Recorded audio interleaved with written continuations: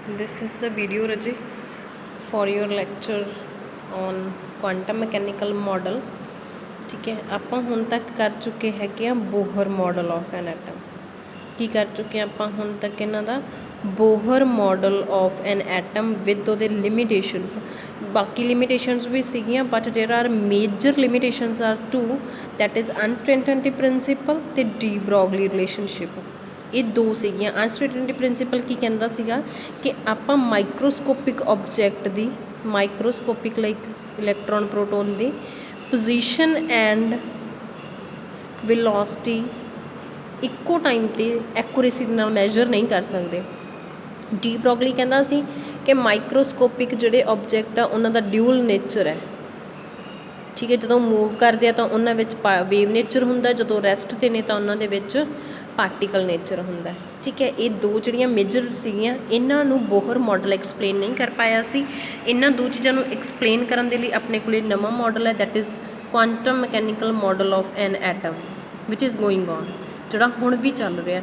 ਇਹ ਦੋ ਚੀਜ਼ਾਂ ਦੇ ਬੇਸ 'ਤੇ ਬਣਿਆ ਸੀ ਆਪਣੇ ਕੋਲ ਕੁਆਂਟਮ ਮਕੈਨੀਕਲ ਮਾਡਲ। ਹੋਰ ਕਿਹੜੀਆਂ ਚੀਜ਼ਾਂ ਸੀ ਜਿਨ੍ਹਾਂ ਦੇ ਬੇਸ 'ਤੇ ਇਹ ਬਣਿਆ ਸੀ? ਹੁਣ ਤੱਕ ਆਪਾਂ ਡੀ ਬਰੋਗਲੀ ਨੇ ਆਪਾਂ ਨੂੰ ਦੱਸਤਾ ਕਿ ਇਲੈਕਟ੍ਰੋਨ ਵੇਵ ਦੀ ਤਰ੍ਹਾਂ ਵੀ ਬਿਹੇਵ ਕਰਦਾ ਵੈਨ ਇਟ ਇਜ਼ ਮੂਵਿੰਗ। ਠੀਕ ਹੈ, ਬਿਕੋਜ਼ ਮਾਈਕਰੋਸਕੋਪਿਕ ਜਿਹੜੇ ਪਾਰਟੀਕਲਸ ਨੇ ਉਹ ਵੇਵ ਦੀ ਤਰ੍ਹਾਂ ਵੀ ਬਿਹੇਵ ਕਰਦੇ ਨੇ ਵੈਨ ਦੇ ਆਰ ਮੂਵਿੰਗ। ਠੀਕ ਹੈ, ਉਹ ਮੂਵ ਕਰਦੇ ਨੇ। ਚਲੋ, ਤਾਂ ਹੁਣ ਕੁਆਂਟਮ ਮਕੈਨੀਕਲ ਮਾਡਲ ਸ਼ੁਰੂ ਕਰਨ ਤੋਂ ਪਹਿਲਾਂ ਆਪਣੇ ਕੋਲ ਇੱਕ ਟਰਮ ਆਉਂਦੀ ਹੈ ਸ਼ਰੇਂਜੀਅਰ ਵੇਵ ਇਕੁਏਸ਼ਨ। ਸ਼ਰੇਂਜੀਅਰ ਵੇਵ ਇਕੁਏਸ਼ਨ, ਹੁਣ ਦੇਖੋ ਇਹ ਵੇਵ ਇਕੁਏਸ਼ਨ ਕਿਹਦੀ ਸੀਗੀ, ਕਿਹਨੂੰ ਐਕਸਪਲੇਨ ਕਰਦੀ ਸੀ? Wave motion of the electron ਦੇ ਵੇਵ ਮੋਸ਼ਨ ਨੂੰ ਰਿਪਰਜੈਂਟ ਕਰਦੀ ਹੈ। ਇਹ ਇਕੁਏਸ਼ਨ ਆ ਵਾਲੀ ਹੈ, curly square psi curly x square curly x y psi y square z square E minus V into psi equal to 0। ਇਹ ਤੁਹਾਡੇ ਸਿਲੇਬਸ 'ਚ ਨਹੀਂ ਹੈ, ਬਸ ਤੁਹਾਨੂੰ ਸਮਝਣ ਲਈ ਹੈ ਕਿ ਇਹ ਇਕੁਏਸ਼ਨ ਹੈ ਜਿਹੜੀ 'ਤੇ ਮਾਡਲ ਬਣਿਆ।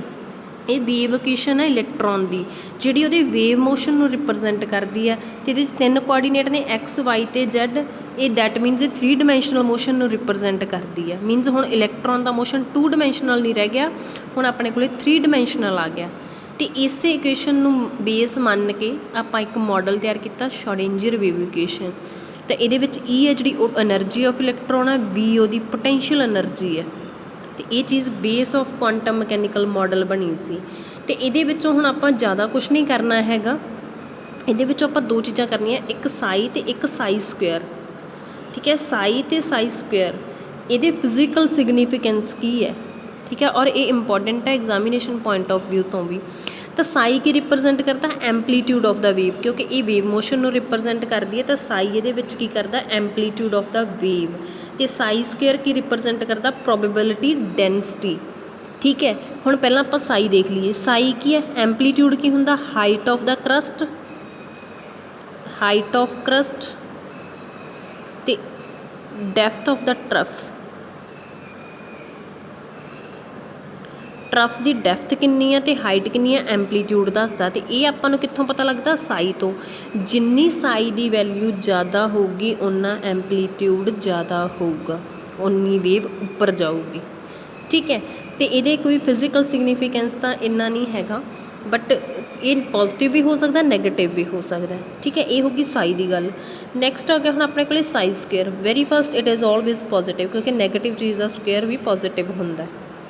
It is always positive and it is probability density. ਇਹ ਆਪਾਂ ਪੜ੍ਹ ਲਿਆ ਕਿ ਪ੍ਰੋਬੇਬਿਲਿਟੀ ਡੈਂਸਿਟੀ ਮਤਲਬ ਕੀ ਹੈ ਇਹਦਾ?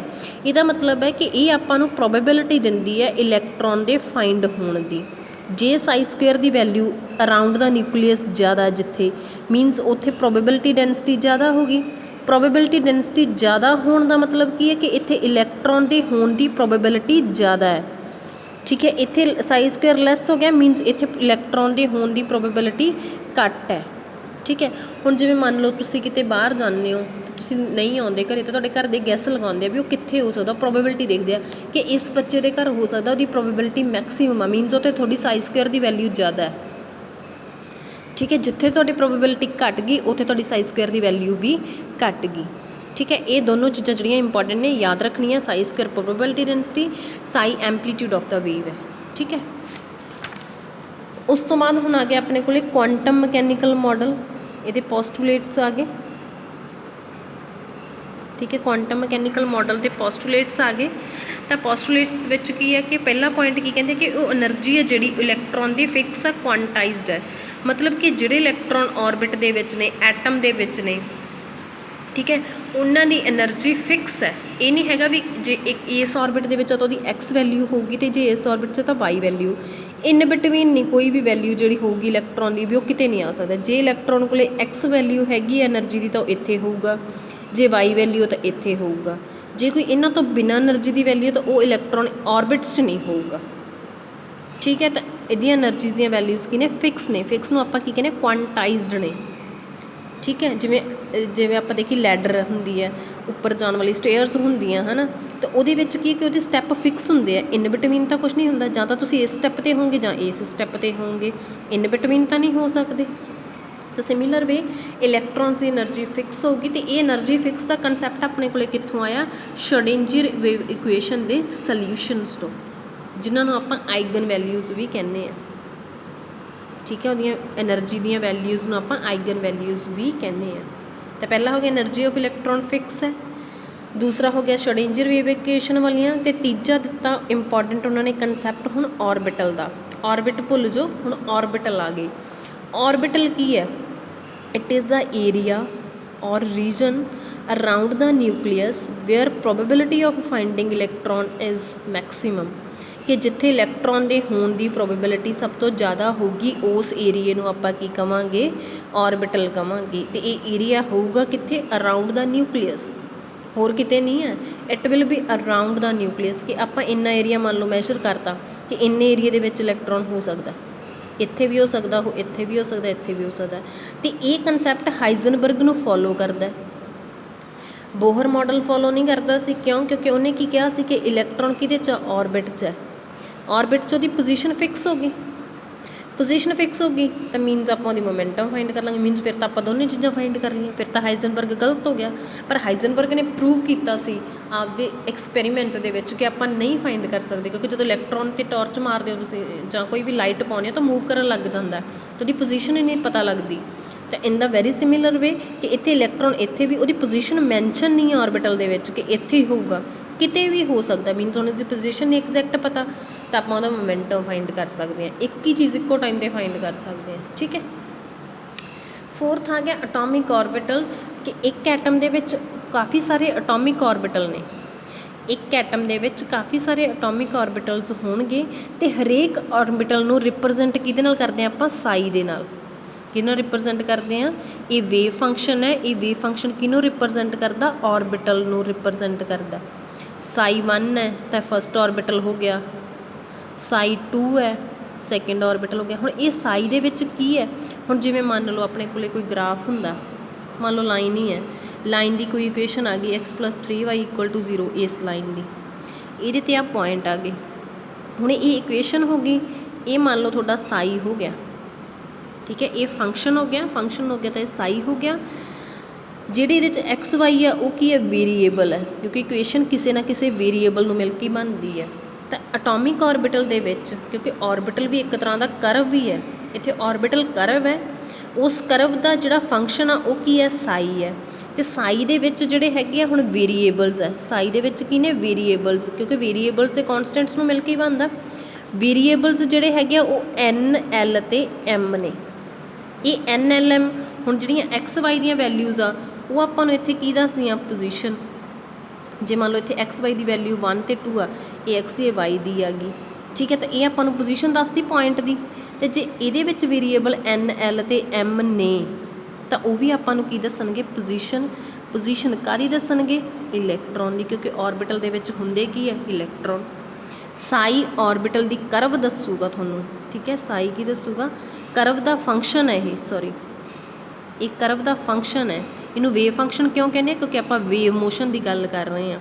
तो ये जोड़े अपने को एन एल तो एम ने ये पोजीशन ऑफ इलैक्ट्रॉन दसदे आ, ये वेरीएबल्स ने। ठीक है। इन्हां दी वैल्यूज़ आपां नूं की दसणगियां? पोजीशन ऑफ इलैक्ट्रॉन किहदे च? ऑर्बिटल च, इन ऑर्बिटल। ठीक है। जिवें हुण ये लाइन की इक्वेशन है तो लाइन दे विच की है? लाइन के उत्ते पॉइंट की पोजीशन पता लग गई। जिहड़ा साई है वो किहदा फंक्शन है? ऑर्बिटल का। ऑर्बिटल करव है तो ਉਹਦਾ ਆਪਣੇ ਕੋਲ ਇਕੁਏਸ਼ਨ ਕੀ ਹੈ ਸਾਈ ਹੈ ਤੇ ਸਾਈ ਦੇ ਜਿਹੜੇ ਪੁਆਇੰਟ ਹੋਣਗੇ ਉਹ ਕਿਹਦੀ ਪੋਜੀਸ਼ਨ ਦੱਸਣਗੇ ਆਪਾਂ ਨੂੰ ਇਲੈਕਟ੍ਰੋਨ ਦੀ ਪੋਜੀਸ਼ਨ ਦੱਸਣਗੇ ਕਿੱਥੇ ऑर्बिटल ਤੇ ਠੀਕ ਹੈ ਇੱਕ ਐਟਮ ਦੇ ਵਿੱਚ ਕਾਫੀ ਸਾਰੇ ऑर्बिटल ਹੋਣਗੇ ਮੀਨਸ ਹਰੇਕ ऑर्बिटल ਦੀ ਇੱਕ ਸਾਈ ਦੀ ਵੈਲਿਊ ਹੋਊਗੀ ਸਮਝ ਲੱਗ ਗਈ ਇੱਕ ਜੇ ਸਾਈ 1 ਸਾਈ 2 ਸਾਈ 3 ਨੇ ਤਾਂ ਸਾਈ 1 ਫਸਟ ऑर्बिटल ਲਈ ਹੋ ਗਿਆ ਸਾਈ 2 ਸੈਕੰਡ ਲਈ ਹੋ ਗਿਆ ਥਰਡ ਲਈ ਫੋਰਥ ਲਈ ਐਂਡ ਸੋ ਔਨ ठीक है उस तो बाद 6th पॉइंट जो तुम वो पढ़ोगे बुक के वो हैगा कि साई स्क्वेयर प्रोबेबिलिटी डेंसिटी जिहड़ी हैगी आ प्रोबेबिलिटी ऑफ फाइंडिंग इलैक्ट्रॉन दे प्रोबेबिलिटी ऑफ फाइंडिंग इलैक्ट्रॉन दे डायरैक्टली प्रपोर्शनल है मीनस ये आप पहला भी डिस्कस कर लिया कि जिन्नी साई स्क्वेयर होगी उन्नी उहदी प्रोबेबिलिटी इलैक्ट्रॉन दे फाइंड होने की ज़्यादा होगी ठीक है तो डायरैक्टली प्रपोर्शनल है यदी वैल्यू ज़्यादा है तो इलैक्ट्रॉन के होने की प्रोबेबिलिटी भी उत्थे ज़्यादा है जे ये घट है तो इलैक्ट्रॉन के होने की प्रोबेबिलिटी भी उस एरिया के घट होगी तो दोनों च डायरैक्ट रिलेशन हो गया उस तो बाद आ गया 7th कि आपां नूं जिहड़ा हैगा क्वांटम मैकेनिकल इक्वेशन है जां श्रोडिंगर इक्वेशन है उहदे तो सैट ऑफ नंबरस मिलते हैं आही N L ते M जिहड़ियां आपां नूं पोजीशन ऑफ इलैक्ट्रॉन दसदियां इन्हां नूं आपां की कहने इन्हां नूं क्वांटम नंबरस कहने इन्हां सैट नूं ही आपां की कहने क्वांटम नंबर ये वैसे 4 हुंदे आ पहले 3 जिहड़े ये आपां नूं इक्वेशन तो मिले आ श्रोडिंगर इक्वेशन तो मिले आ जिहड़ा लास्ट वाला वो बाद च डिस्कवर होया तो ये जिहड़े हैगे ये दो चीज़ां दसदे आपां नूं पोजीशन ऑफ इलैक्ट्रॉन ते एनर्जी ऑफ इलैक्ट्रॉन ठीक है पोजीशन ऑफ इलैक्ट्रॉन दसदे ते एनर्जी दसदे एनर्जी दे विच जो तुसी फॉर्मूला पढ़ोगे तो वो 1/n² है तो आ n उही है तो एनर्जी आपां नूं प्रिंसीपल क्वांटम नंबर दसदा दैट मीनस आपां नूं एनर्जी ऑफ इलैक्ट्रॉन पता लगती है position of electron in addition to this next topic है तुहाडा दैट इज़ ऑर्बिट ते ऑर्बिटल च डिफरेंस वो पढ़ना ठीक है तो वो कोई डाउट होया तो पूछ लियो।